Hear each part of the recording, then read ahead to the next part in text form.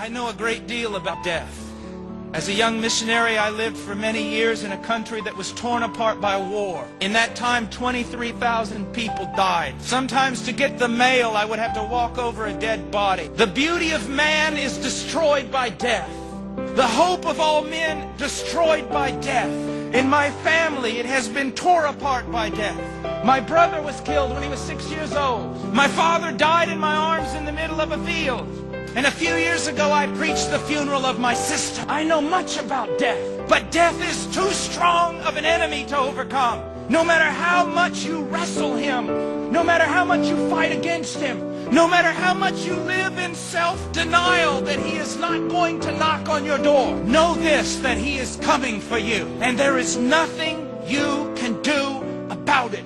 As David said, there is but a few steps between me and death. Within just a few years, some of you will be dead. Within 25 years, many more of you will be dead. And with 100 years, not only all of us will be dead, but we will be forgotten. All our hopes will be crushed. Every memory of whatever we have done will be erased.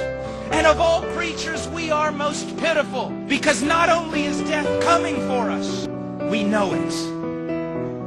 You know it, and you know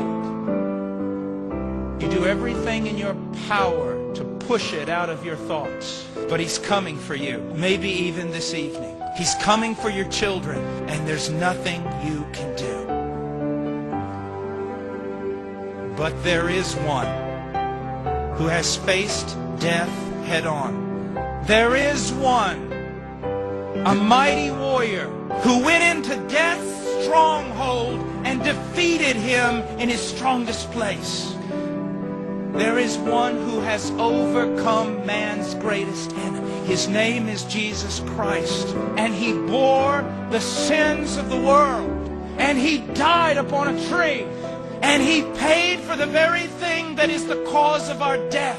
And on the third day, the Father raised him from the dead. And on the third day, the Holy Spirit raised him from the dead. And on the third day, he raised himself from the dead. And now the smallest, weakest believer can look death right in the face and say, "Oh, death, where is your victory? Grave, where is your sting? Sin, where is your power? You who have devoured nations, you will devour no more." You see, the gospel is good news, great news. God is crying out to you about it. Did not Paul the apostle himself say, "I am pleading with you, but it is though God is pleading with you through me"? Why will you live a life that has no meaning? Why will you live a life that literally is going to fall apart? Why will you allow yourself to be swallowed up by death? Why don't you come to Christ? What is holding you? What is this thing that has control of your mind and your heart? Come to Christ. You say, "Oh, it's too good to be true." It is true. You say, "Oh, I'm too great a sinner." You are not greater than the Christ, are you? You do not have more power than his grace, do you? Come to him.